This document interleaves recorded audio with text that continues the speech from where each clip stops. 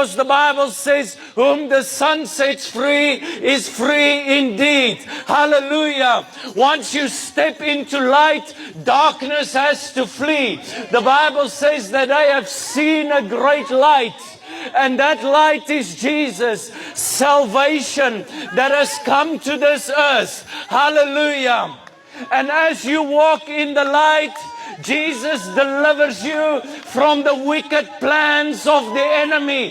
Hallelujah. Darkness loses its grip over your life.